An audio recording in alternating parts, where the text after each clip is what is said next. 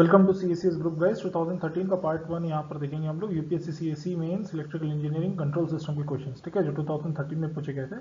यहाँ पर हम लोग दो क्वेश्चंस देखेंगे, एक तो है ब्लॉक डायग्राम रिलेटेड और दूसरा है बोर्ड प्लॉट से रिलेटेड, ठीक है। तो बोर्ड प्लॉट दिया हुआ है, एसिम्प्टोटिक बोर्ड प्लॉट आपके पास, और वहाँ से आपको ट्रांसफर फंक्शन आइडेंटिफाई करना है, ठीक है। ये दो क्वेश्चन हम लोग देखेंगे यहाँ पे। क्वेश्चन नंबर 2A था, ये फर्स्ट क्वेश्चन है आपको कंट्रोल सिस्टम पोर्शन से इस 2013 में कि using the block diagram simplification reduce the block diagram into the standard form which is given as G and the H here, और यहाँ पर आपका एक समिंग ब्लॉक आ जाएगा। इस फॉर्म में आपको इसको रिड्यूस करना था, ठीक है। तो इस देख लेते हैं, बहुत सिंपल ब्लॉक डायग्राम दिया होता तो इन दोनों को आप मर्ज कर सकते हैं क्योंकि ये पैरेलल में कनेक्टेड है। तो पैरेलल में कनेक्ट होने की वजह से ये दोनों एडिशन हो जाएंगे, ठीक है। तो ऐड होगा तो क्या होगा 10s + 1 डिवाइडेड बाई s, तो ये दोनों मर्ज होके आ जाएगा 10s + 1 डिवाइडेड बाई s। अब देखिए ये जो दोनों ब्लॉक्स हैं वो कास्केड में कनेक्टेड है, तो कास्केड में जब भी ब्लॉक्स कनेक्टेड होते हैं तो मल्टीप्लाई होते हैं, तो 10 × 1 डिवाइडेड बाई s + 1 ये आ जाएगा यहाँ पे। अब उसके बाद आपको ये वाला फीडबैक सॉल्व करना है इसका, ये दोनों आप मल्टीप्लाई नहीं कर सकते हैं डायरेक्टली, ये मल्टीप्लाई ऐसा नहीं होगा, पहले आपको फीडबैक सॉल्व करना पड़ेगा, ठीक है। तो फीडबैक सॉल्व करने के लिए स्टैंडर्ड फार्मूला इससे आप इसको कंपेयर कर सकते हैं, फॉरवर्ड पाथ गेन G और फीडबैक H, तो आपका ट्रांसफर फंक्शन हो जाता है G/1 + GH, राइट। सो ये जो स्मॉल पोर्शन है, ये स्मॉल यूनिट है इस ब्लॉक डायग्राम का, इसको आप इस तरीके से सिंप्लीफाई कर सकते हैं और यहाँ पर लिख सकते हैं 10 डिवाइडेड बाई 11s + 1। तो इस स्टेप के बाद सिंप्लीफिकेशन से आपके पास ये स्टेप आएगी। अब क्या होगा, ये वाला ब्लॉक और इसका सिंप्लीफिकेशन, मतलब कि 10 डिवाइडेड बाई 11s + 1 ये दोनों हो जाएंगे कास्केड में। तो कास्केड में जब भी कोई ब्लॉक्स होते हैं तो उनके गेन्स मल्टीप्लाई होते हैं, ठीक है। तो मल्टीप्लीकेशन के बाद ये आ गया और ये हो गया आपका स्टैंडर्ड फॉर्मेट जिसमें आपको पूछा गया था, राइट। सो ये हो गया G और feedback path unity feedback path है, इसलिए H = 1, और यहाँ से आप ट्रांसफर फंक्शन आसानी से निकाल सकते हैं G डिवाइडेड बाई 1 + GH, क्योंकि आपका फीडबैक नेगेटिव है इसलिए यहाँ पर प्लस साइन आई हुई है। अगर फीडबैक पॉजिटिव होता तो यहाँ पर नेगेटिव साइन आती। तो G/1 + GH से आप सॉल्व करेंगे तो आपके पास फाइनल ट्रांसफर फंक्शन आ जाएगा 10 × 10s + 1 divided by 11s² + 101s + 10, right. So this is what the answer for this question. ये 20 मार्क के लिए क्वेश्चन आया हुआ था कंट्रोल सिस्टम से, जिसमें से आपको ट्रांसफर फंक्शन निकालना था। नेक्स्ट क्वेश्चन है question number 3A, asymptotic Bode plot approximation आपके पास दिया हुआ था और आपको ट्रांसफर फंक्शन आइडेंटिफाई करना था। तो इसको सबसे पहले समझ लेते हैं कि क्या दिया हुआ है इसमें। देखिए यहाँ पर इनिशियल स्लोप कहाँ से शुरू हो रहा है, इसकी वैल्यू नहीं दी हुई है, ठीक है।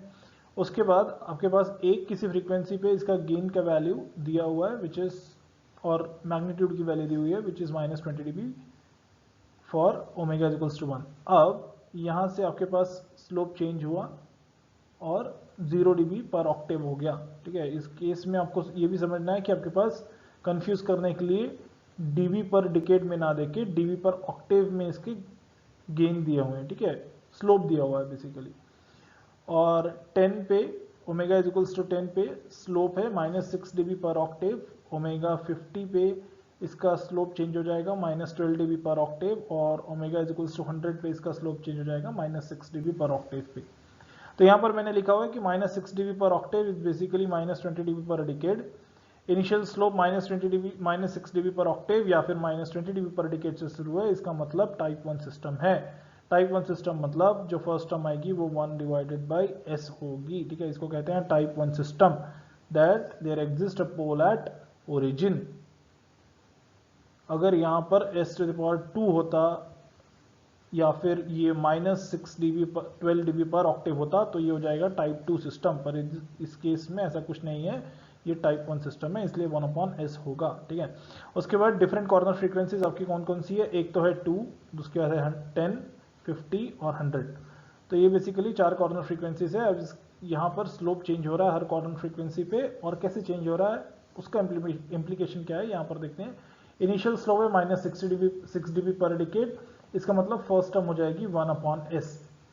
उसके बाद ओमेगा = 2, यहाँ पर आप देखेंगे, मैं इसको रिमूव कर देता हूँ ये सारे एनोटेशंस ताकि आसानी से आप समझ सकें।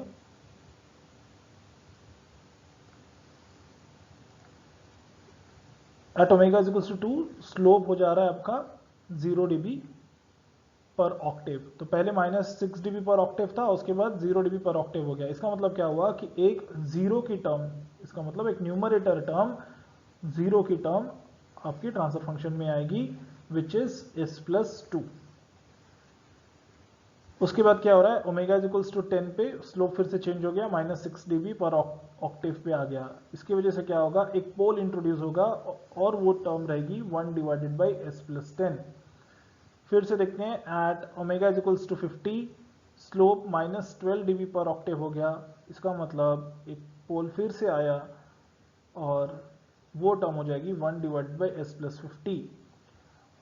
फिर क्या हो रहा है, at omega is equals to 100 slope change हो जा रहा है -6 dB पर ऑक्टेव से, और ये क्या हो रहा है, देखिए यहाँ पर -12 dB था, उसके बाद -6 dB हो गया। इसका मतलब ये ग्राफ ऊपर उठने लगा, बेसिकली स्लोप पॉजिटिव हो गया यहाँ पर से, इसलिए -6 dB पर आ गया, पहले था -12 dB। इसका मतलब यहाँ पर हो गया एक जीरो आना चाहिए जिसका लोकेशन हो जाएगा और जिसकी वजह से टर्म हो जाएगी s+100। अगर आप इन सारे टर्म्स को कॉन्कैटिनेट या फिर कंबाइन करेंगे considering the gain factor k, कौन कौन सी टर्म, एक तो ये टाइप 1 सिस्टम की वजह से टर्म जो आ रही है, उसके बाद ये 0 s+2, उसके बाद ये पोल 1/s+10, फिर एक पोल 1/s+50, फिर ये 0 s+100। तो आपके पास जो ट्रांसफर फंक्शन आएगा वो ये रहेगा, ठीक है, k इंटू s+2। देखिए यहाँ पर मैंने कहा था ये 0, फिर यहाँ पर एक 0 है s+100 की वजह से, फिर यहाँ पर एक पोल है s+10 की वजह से, और यहाँ पर एक पोल है s+50 की वजह से, ठीक है, और ये हो गया 1/s+1, और k की वैल्यू बेसिकली अननोन गेन, ठीक है। तो ये आ गया आपका ट्रांसफर फंक्शन। अब यहाँ से आप इस ट्रांसफर फंक्शन को लीजिए और omega is equals to 1 substitute कीजिए और उसका गेन निकाल के उसको इक्वेट कीजिए -20 dB से, फिर आपकी वैल्यू आ जाएगी k की, जिसको मैंने नेक्स्ट स्लाइड हुआ है। तो नेक्स्ट स्लाइड में देखिए डिटर्मिनेशन ऑफ k और डिटरमाइनिंग k वैल्यू हियर। तो omega is equals to 1, gain की वैल्यू है -20 dB पर डिकेड। अब इसका आप मैग्नीट्यूड ले लीजिए dB में और उसको इक्वेट कीजिए, ठीक है। तो under root omega square plus 4, under root omega square plus 100 square, यहाँ पर omega under root omega square plus 100, omega square plus 50 square under root, okay. इसको आपने लिख लिया -20 dB से इक्वेट कर लिया। यहाँ पर ओमेगा की वैल्यू 1 सब्सटीट्यूट कर देने से आपके पास आ जाएगी k की वैल्यू 0.224। तो आपका फाइनल ट्रांसफर फंक्शन हो गया ये 0.224 into s+2 into s+100 divided by s+10 into s+50, ठीक है। ये हो गया आपका फाइनल ट्रांसफर फंक्शन। अब ये सही है कि नहीं, इसको आप मैटलैब से वेरीफाई कर सकते हैं। मैंने मैटलैब से असिम्प्टोटिक और real board plot, basically magnitude versus frequency, दोनों प्लॉट किया है आपके रेफरेंस के लिए। ये जो ब्लू लाइन में है ये रियल बोर्ड है, ओके, और ये है रेड कलर में असिम्प्टोटिक। आपके पास असिम्प्टोटिक दिया हुआ था, तो यहाँ पर आपके रेफरेंस के लिए भी मैंने क्वेश्चन से वो ग्राफ निकाल के यहाँ पर लगाया हुआ है। देखिए यहाँ पे एट 1 इसकी फ्रीक्वेंसी, इसकी मैग्नीट्यूड वैल्यू है -20 dB, ठीक है। ये हो गया 1, 10⁻0 is 1। Now at omega is equals to 2, omega is equals to 2 मतलब ये वाला पॉइंट, इसके करस्पॉन्डिंग आपका स्लोप चेंज हो रहा है, और यहाँ से असिम्प्टोटिक कर्व कहता है आपके क्वेश्चन का कि at omega is equals to 10 तक, मतलब 10⁻1 तक ये स्लोप 0 dB पर ऑक्टेव ही रहेगा, ठीक है। ये जो ब्लू लाइन है ये बेसिकली ओरिजिनल कर्व की है, तो यहाँ पर आपको हर बार 6 dB का डिफरेंस दिखेगा, ठीक है। तो उसको आप नज़रअंदाज कर सकते हैं क्योंकि आप सिर्फ अभी असिम्प्टोटिक कर्व से मैचिंग करना चाहते हैं। उसके बाद 50 पे इसका स्लोप फिर से चेंज होगा -12 dB पर ऑक्टेव। तो 50 देखिए कहाँ पर है, ये हो गया 1, this is 20, this is 30, this is 40 and this of course 50, okay. तो 50 यहाँ पर देखिए फिर से स्लोप चेंज हुआ,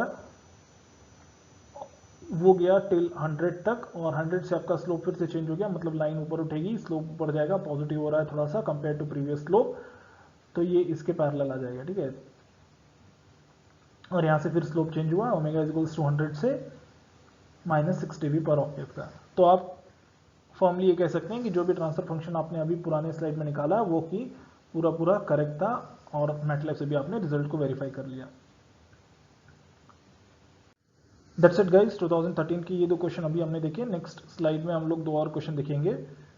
अगर आपको इसमें कोई भी डाउट होगा तो आप प्लीज़ कमेंट कीजिए और सब्सक्राइब कीजिए। Thank you so much. जय हिंद।